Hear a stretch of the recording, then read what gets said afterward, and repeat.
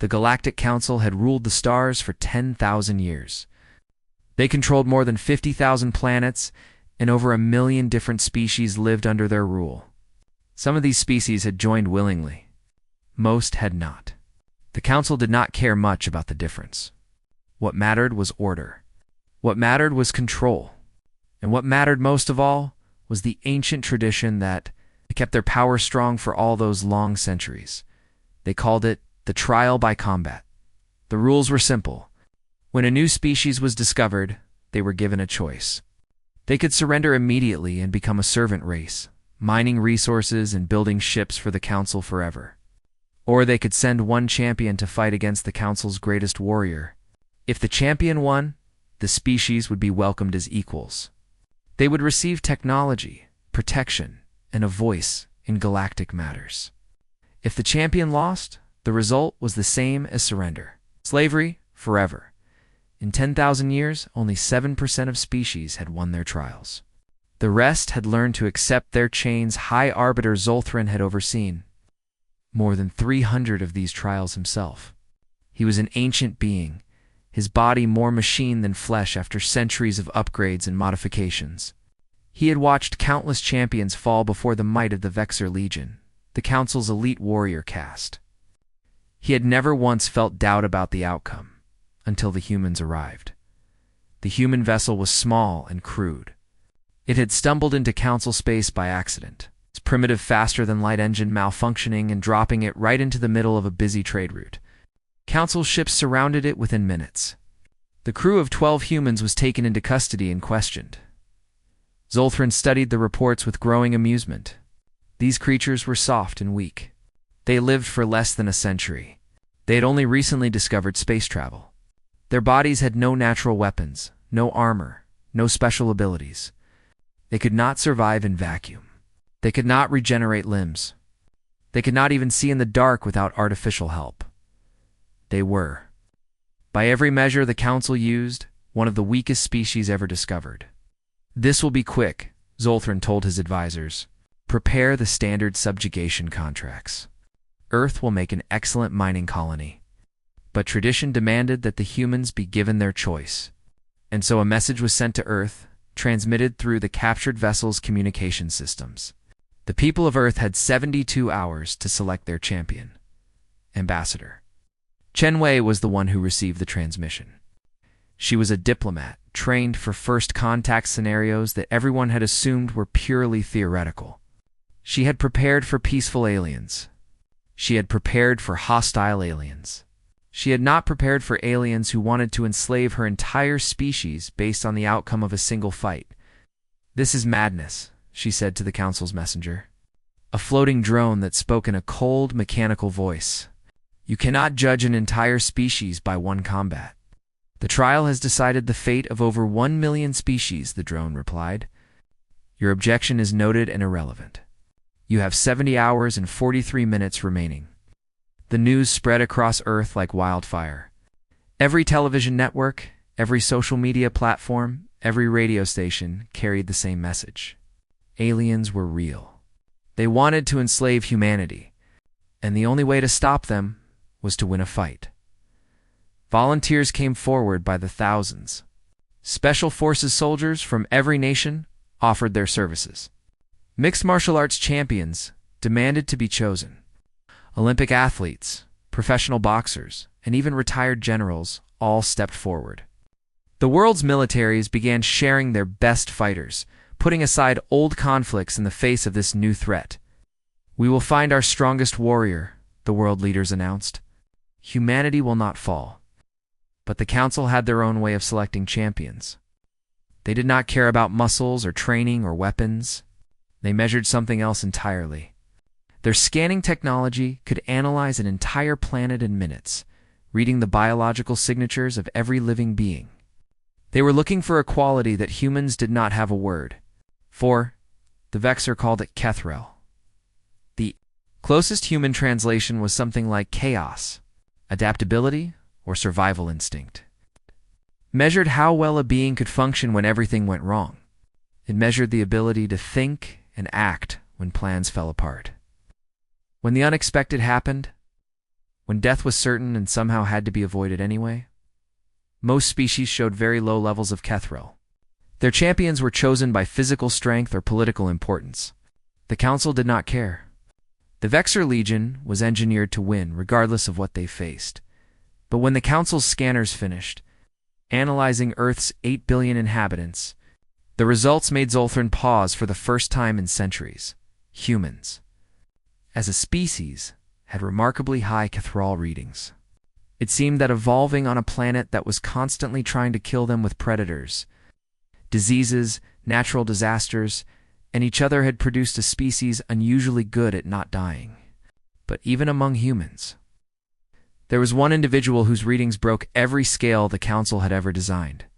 His name was Earl Jessup. He was 63 years old. He was a soybean farmer from a place called Iowa, and according to the Council's instruments, he was the most chaos-adapted being they had ever encountered in 10,000. Years of scanning at the exact moment his name appeared on screens around the world. Earl Jessup was standing in his field, shouting at a goat named Margaret who had escaped her pen for the third time that week. "Get back here, you stubborn old thing," Earl yelled, waving his arms. "I don't have time for this nonsense."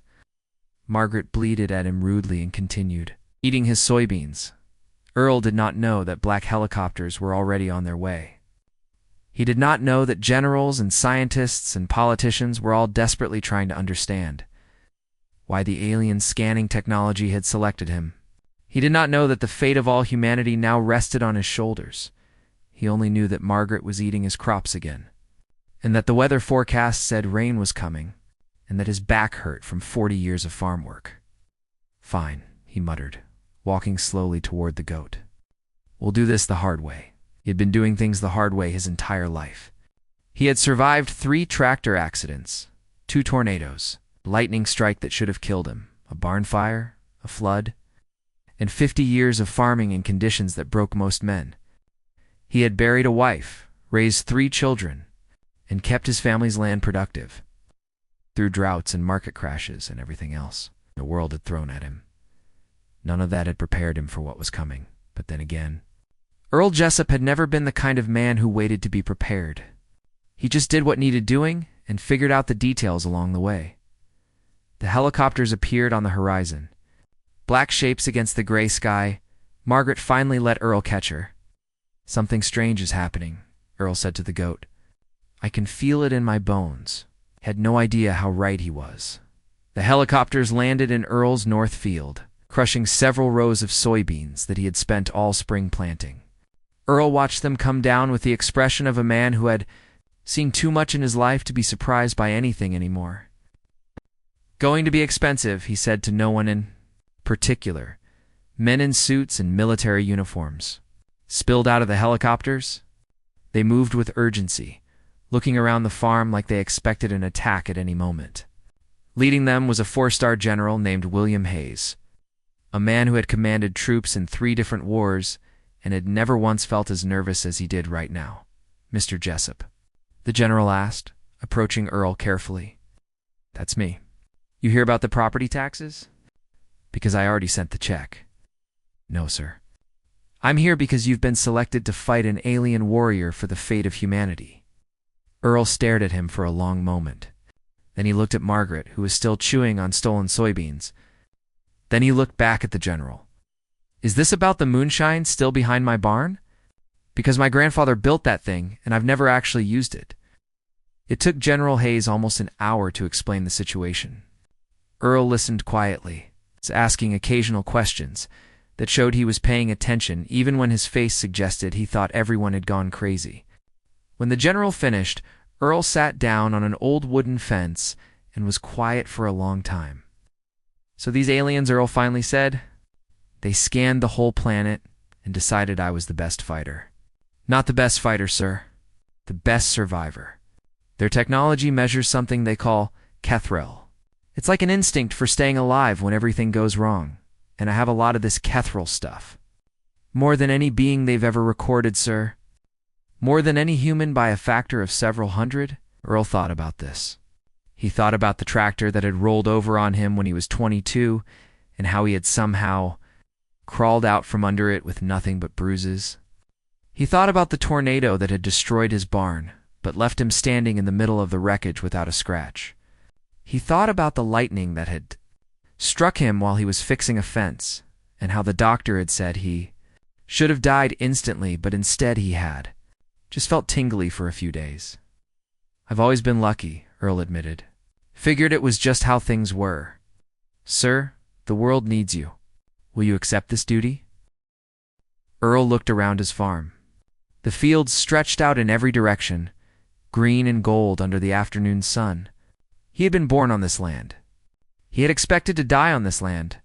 The idea of leaving it to fight some alien monster in space seemed absurd, but then he thought about his children and his grandchildren. He thought about all the other farms and all the other families who would suffer if humanity lost this fight.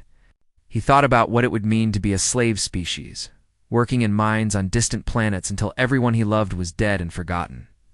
"I suppose I don't have much choice," Earl said. "When do we leave?" The next 48 hours were chaos. Earl was taken to a military base where scientists and doctors ran every test they could imagine. They scanned his brain, analyzed his blood, and measured his reflexes. They found nothing special. He was just an ordinary old farmer with bad knees and a heart that was slightly enlarged from decades of hard work. "There's nothing physically exceptional about him," the lead scientist reported. "Whatever the aliens are measuring, we can't detect it." World leaders wanted Earl to undergo rapid military training. They brought in the best combat instructors on the planet. They offered to teach him hand-to-hand fighting, weapons handling, and tactical movement. Earl politely declined. "I'm 63 years old," he explained. "You're not going to turn me into a soldier in 2 days. I'll just get confused and make mistakes." They offered him experimental combat enhancements, drugs that could increase his strength and speed, implants that could improve his reflexes, armor that could withstand plasma weapons. Earl refused all of it. "Don't like putting strange things in my body," he said. Never even liked taking aspirin. Ambassador Chen Wei was assigned to be Earl's liaison. She was supposed to prepare him for what he would face. She spent hours showing him footage of the Vexor Legion, the Council's elite warriors. She showed him their champion, a creature named Vexilar Koth, who stood 8 feet tall and had never lost a fight in 3 centuries. Earl watched the footage carefully. He saw Koth tear through opponents with terrifying speed. He saw the plasma blade that could cut through metal like butter. He saw the bio-enhanced muscles and the armored carapace and the weapon systems built directly into Koth's body. "Big fella," Earl observed when the footage ended. "He's killed thousands of champions," Chen said, her voice tight with worry. "He's faster than the human eye can track. His blade generates heat hotter than the surface of the sun. Mr. Jessup, I need you to understand what you're facing." "I understand fine," Earl said.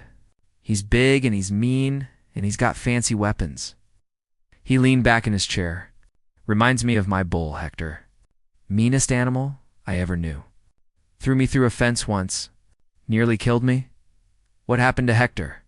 I ate him eventually. Made good steaks." Chen stared at him. She had no idea if he was joking or serious. She suspected he was both. "Mr. Jessup, what weapon would you like to bring to the arena? We can provide anything. Guns, explosives, experimental energy weapons. The Council allows any personal weapon the champion can carry." Earl thought about this for a moment. Then he stood up slowly, his knees cracking, and walked toward the door.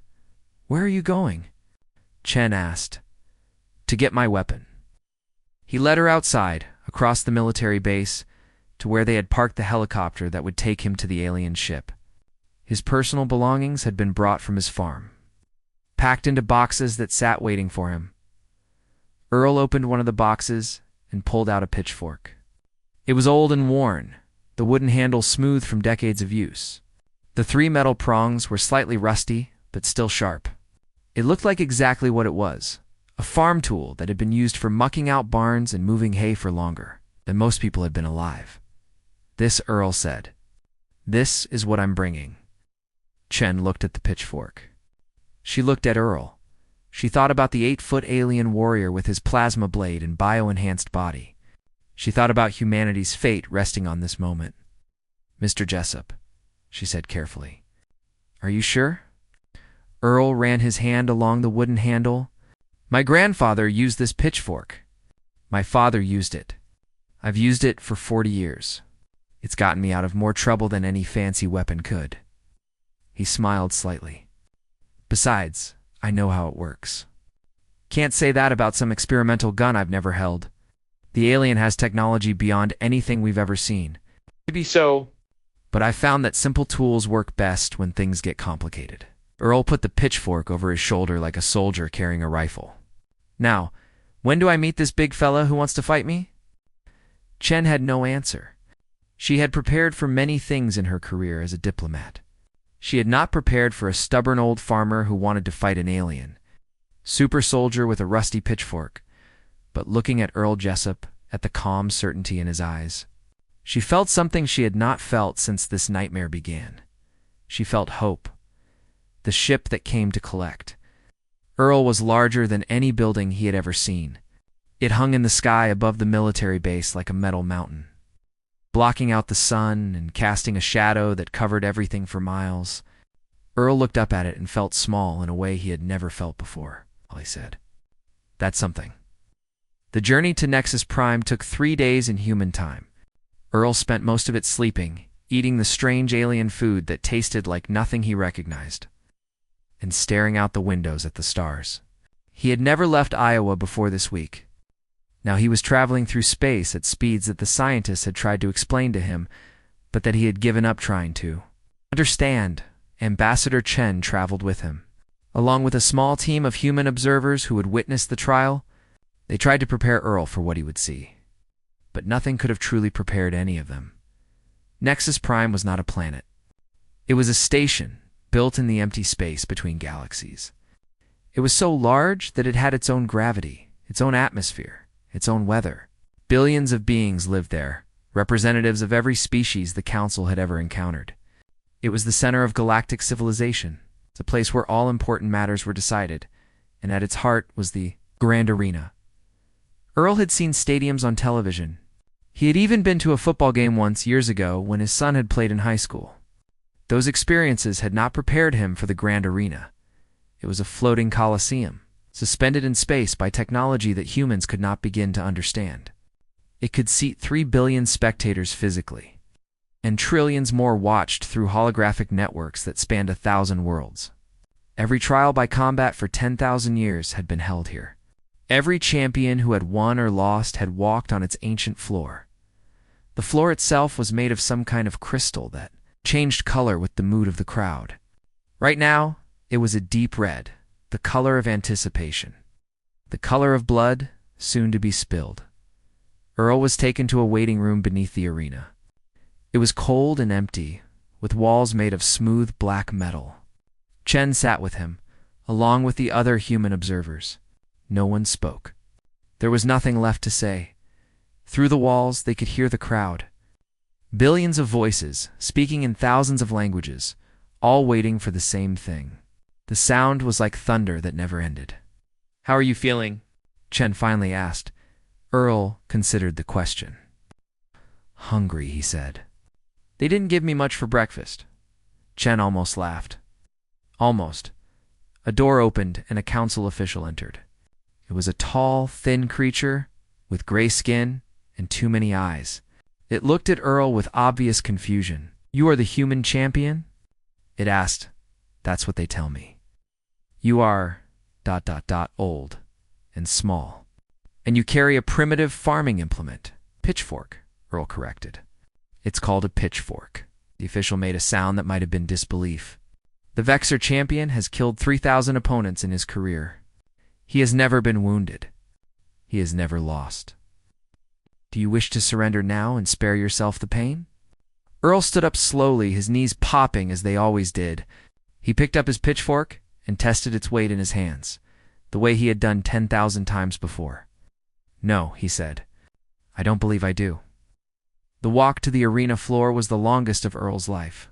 The tunnel was dark, lit only by strips of glowing crystal along the walls.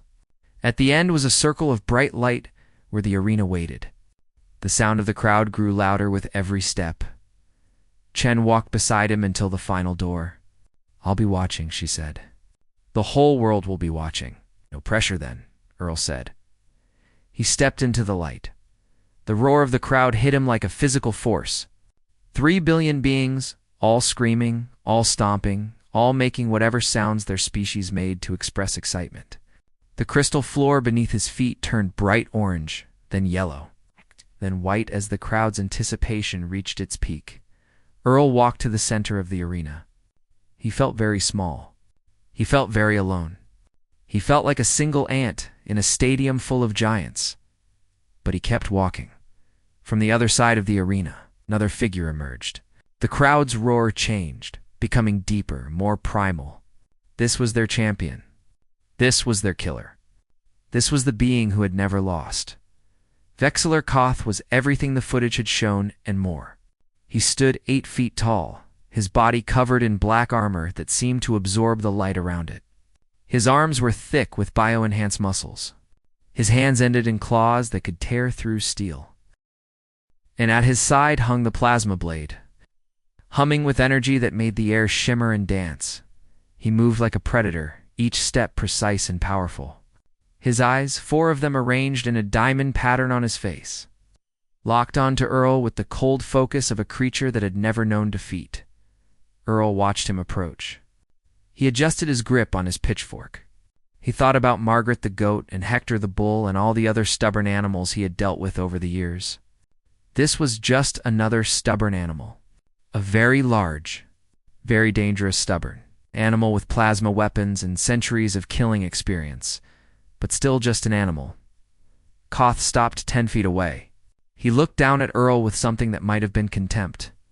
Might have been amusement, might have been both, Human Koth said, his voice deep and resonant, amplified by speakers so the entire arena could hear. "I have studied your species. You are weak. You are soft. You live such short lives that you barely have time to learn anything before you die." He drew his plasma blade, and the weapon screamed to life with a sound like tearing metal. "I will make this quick out of mercy." Earl looked up at him. Way up. His neck hurt from the angle. "Appreciate that," Earl said. "Quick is good. I've got soybeans to plant when I get home." The crowd fell silent. No species had ever responded to Koth with such casual indifference. The massive warrior seemed genuinely confused for a moment. "You do not fear me?" Earl thought about it.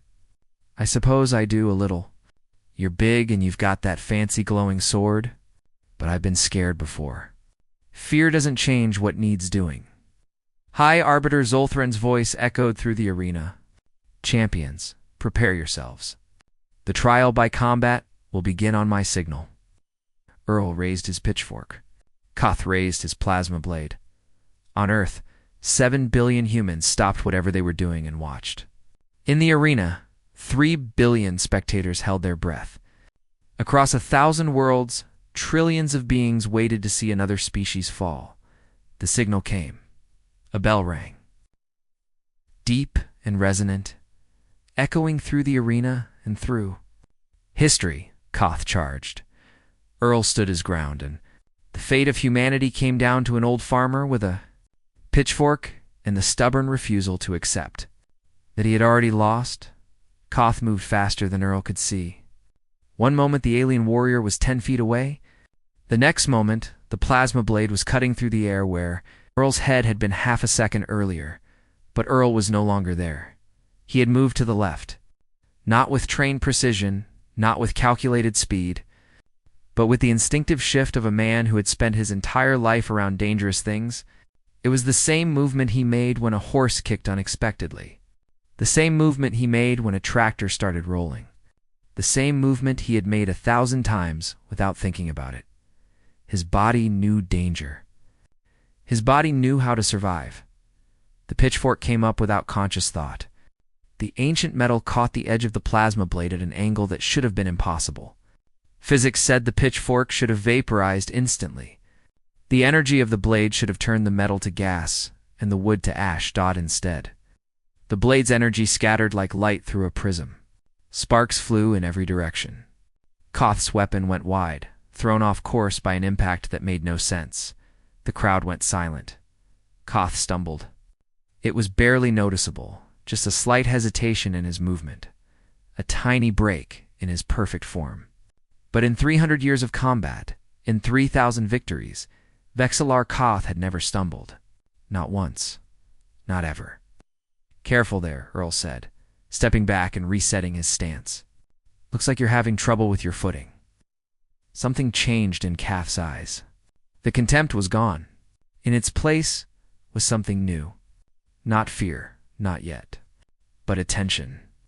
Real attention. The kind of attention a predator gives to prey that has just done something unexpected. "How did you do that?" Koth demanded. "Do what?" "I just moved out of the way." Koth attacked again.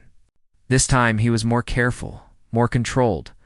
His blade swept in complex patterns designed to cut off every avenue of escape. He used techniques that had been perfected over millennia, combinations that no opponent had ever survived. Earl survived them. He did not block the attacks. He did not counter them. He simply was not where they landed. Each time the blade fell, Earl had already moved, already shifted, already found the one tiny space where the weapon could not reach him. To the crowd, it looked like magic. To the scientists watching from Earth, it looked impossible. To Ambassador Chen, sitting in the observation booth with tears streaming down her face, it looked like a miracle to Earl. It just felt like farming. "You're trying too hard," Earl said during a brief pause in the assault. He was breathing heavily, his old heart pounding in his chest, but his voice was calm. "You're thinking about killing me instead of actually killing me. It's like when you're trying to catch a chicken. You run at it, and it runs away. You have to be patient. You dare lecture me?" Koth's voice was rising, anger breaking through his warrior's discipline. "I am Vexillar Koth. I am the greatest champion the Council has ever produced." "Maybe so. But you've never fought a farmer before." Koth roared and charged again. This time there was no technique, no precision, just raw fury and overwhelming power. His blade carved through the air in massive arcs. It could have cut a ship in half. Earl did something that made no sense to anyone watching. He moved toward the attack instead of away from it. He stepped inside Koth's reach, so close that the alien's massive arms could not swing effectively. It was the same thing Earl did when dealing with large animals. Get close. Stay close. Use their size against them. The Pxtchfork jabbed forward, not at Koth's armored body, but at his eyes. 4 alien eyes widened in surprise as ancient metal came straight at them. Koth jerked his head back, avoiding the strike, but the movement threw off his balance. Earl pressed his advantage. He had no speed, no strength, no special abilities, but he had 63 years of experience dealing with things that were bigger and stronger and more dangerous than him. He had learned that big things had big weaknesses. They were slow to adjust. They expected to win through force alone. They did not know how to handle something small and stubborn that refused to behave the way it was supposed to. The fight continued for 47 minutes, 40-7 minutes of Koth attacking and Earl surviving, 47 minutes of Plasma Blade meeting Pxtchfork in ways that defied physics, 47 minutes of the greatest warrior in the galaxy. Failing to kill one elderly human, the crowd did not know how to react. Some cheered for Koth, urging their champion to finish the pest. Others, especially those from conquered species, began to whisper. They began to hope. They began to believe that maybe, just maybe, the impossible could happen. Earl was exhausted. His arms burned. His legs shook. His heart felt like it might explode at any moment. But he kept moving. He kept surviving. He kept refusing to lose. "Why won't you die?" Koth screamed, his voice breaking with frustration. "You are nothing. You are a primitive creature from a primitive world. You should be dead 100 times over, probably," Earl admitted. "But I'm stubborn. Always have been." Koth raised his blade for one final, devastating attack. He put everything into it. All his strength, all his speed, all his rage. The blade screamed through the air with enough force to split a mountain, and Earl did what he had done 1,000 times with charging animals. He used the Pxtchfork to redirect the momentum. Step to the side at exactly the right moment, and let Kath's own force carry him forward. The massive warrior flew past, Earl, and crashed face first into the arena floor. The crystal shattered beneath him. His blade flew from his grip, spinning away across the arena. For the first time in 300 years, Vexillar Koth was on the ground. Earl did not hesitate. He walked over to the fallen warrior and sat on him. The pitchfork pressed against the back of Koth's neck, right where the armor was thinnest. "Now then," Earl said, breathing hard, but keeping his voice steady. "You want to keep going? Or are we done here?" The arena was absolutely silent. 3 billion beings stared in disbelief at what they were seeing. The greatest champion in galactic history was pinned beneath an elderly human with a farming tool. "This is impossible," Koth whispered. "Lots of things are impossible," Earl replied. "I've done most of them. Comes with being a farmer." "High Arbiter," Zoltharin's voice echoed through the silence. "Champion Koth, do you yield?" A long moment passed. Koth could feel the pitchfork against his neck. He could feel the weight of the human on his back. He could feel something he had never felt before in his entire existence. "Defeat, I yield," Koth said. The arena erupted. But Earl Jessup, champion of humanity, just sat on his defeated opponent and tried to catch his breath. He was already thinking about the soybeans he needed to plant when he got home. The aftermath of the trial was unlike anything the Galactic Council had ever experienced. For 10,000 years, their system had worked perfectly. Champions fought. Champions lost. Species were conquered. Order was maintained. Earl Jessup had broken everything.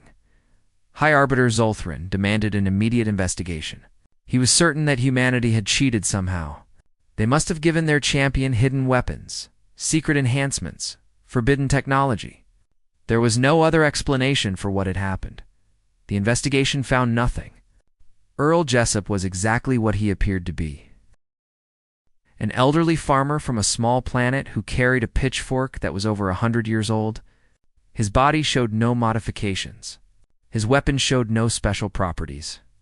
The only unusual thing about him was his Cathrel reading, which the Council's own instruments had measured before the fight. He simply refused to lose, the lead investigator reported. "There is no other explanation we can find."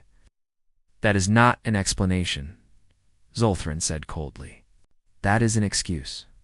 But there was nothing the Council could do. The rules of the trial were clear and had been followed. Humanity had won.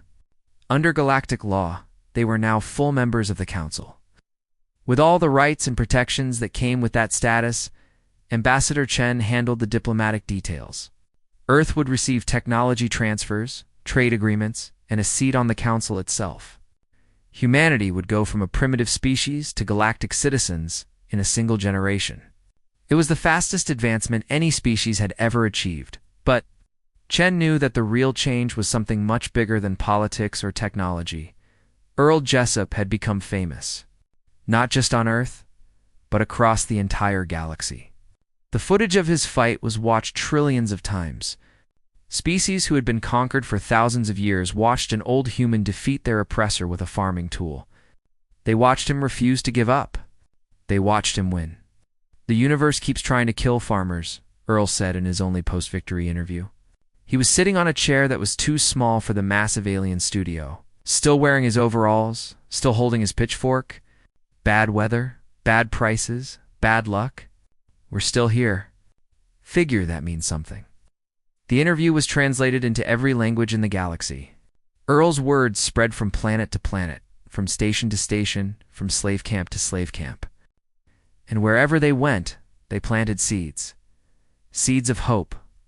Within a year, the first rebellion began.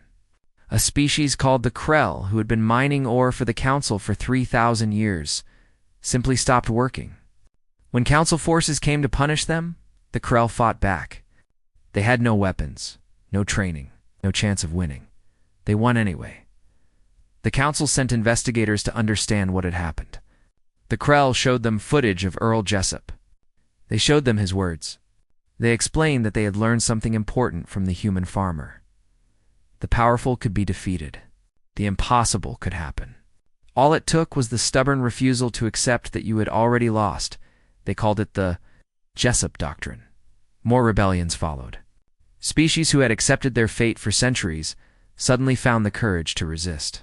Not with superior technology or overwhelming numbers, but with the simple determination that Earl Jessup had demonstrated in the arena.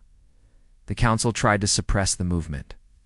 They tried censoring the footage, banning the interviews, punishing anyone who spoke Earl's name. Nothing worked. The idea had spread too far. It had taken root in too many hearts. High Arbiter Zolthran watched his empire begin to crumble and knew exactly who to blame. He sent a message to Earth, demanding that Earl Jessup be handed over for questioning. Ambassador Chen rejected the demand. Mr. Jessup is a citizen of Earth and a hero to our people. He will not be surrendered under any circumstances. Zolthran threatened war. Earth's new galactic allies, including several recently liberated species, made it clear that any attack on humanity would be met with unified resistance. For the first time in 10,000 years, the Council backed down. Earl Jessup knew nothing about any of this. He had returned to Iowa immediately after the trial, refusing every offer the Council had made him. They had offered him a seat on the Council itself. He had said no. They had offered him a fleet of warships to command. He had said no. They had offered 3 separate marriage proposals from alien royalty on different worlds. He had said no to those as well. Got soybeans to plant, he explained. They're not going to grow themselves. He went back to his farm. He fixed the fence that Margaret kept escaping through. He planted his crops and harvested them and did all the things he had done every year for his entire adult life. When reporters came to interview him, he politely asked them to leave because they were scaring his chickens. Years passed. Earl grew older. The galaxy continued to change around him, shaped by the moment when an old farmer had refused to accept defeat. New species joined the Council as equals. Old oppressors found themselves facing justice. The entire structure of galactic civilization shifted toward something more fair, more balanced, more hopeful. Earl did not pay much attention to any of it. He had work to do. He died at the age of 94, peacefully, in the farmhouse where he had been born. His children and grandchildren were with him. Margaret, the goat, now ancient herself, was grazing outside his window. Not a bad life, Earl said at the end. Gotta see the stars. Gotta fight a big alien. Gotta keep the farm going. He smiled. Could have been worse. His funeral was attended by representatives of over 100 species. Ships from a dozen worlds filled the sky above Iowa, their crews paying respect to the human who had changed everything. The Council, much reduced in power but still functioning, declared a day of galactic mourning, Earl would have thought.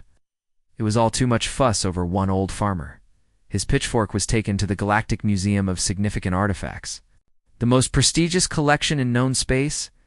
It was placed between an ancient weapon built by the Precursors, a species that had died out before the Council even existed, and the original treaty that had ended the 1,000-year war. The placard beside it read, "The implement that taught the galaxy. The most dangerous thing in the universe is not strength or technology. It is a being who simply refuses to lose." Visitors came from every corner of the galaxy to see it. They were species of all shapes and sizes, from tiny creatures no bigger than insects to massive beings that could barely fit through the museum doors. They all stood before the Pxtchfork in silence, thinking about what it meant. A simple tool. A stubborn man. A lesson that had changed everything. Outside the museum, on a small plaque that most visitors missed, was a quote from Earl Jessup himself. It had been taken from a conversation with Ambassador Chen years after the trial, when she had asked him how he had really won that fight. "I didn't do anything special," Earl had said. "I just kept going." That's all you can do, really. When everything falls apart, when everyone says you're going to lose, when the whole universe seems to be against you, you just keep going. You don't give up. You don't stop fighting. You do what needs doing, and you figure out the rest along the way. He had paused then, looking out at his fields, at the land his family had worked for generations. That's what farmers do. That's what humans do. And apparently that's what the galaxy needed to learn. Somewhere in the vast darkness between stars, On 1,000 different worlds, beings who had once accepted their chains looked up at the sky and believed, for the first time, that things could be different, because an old farmer with a pitchfork had shown them it was possible.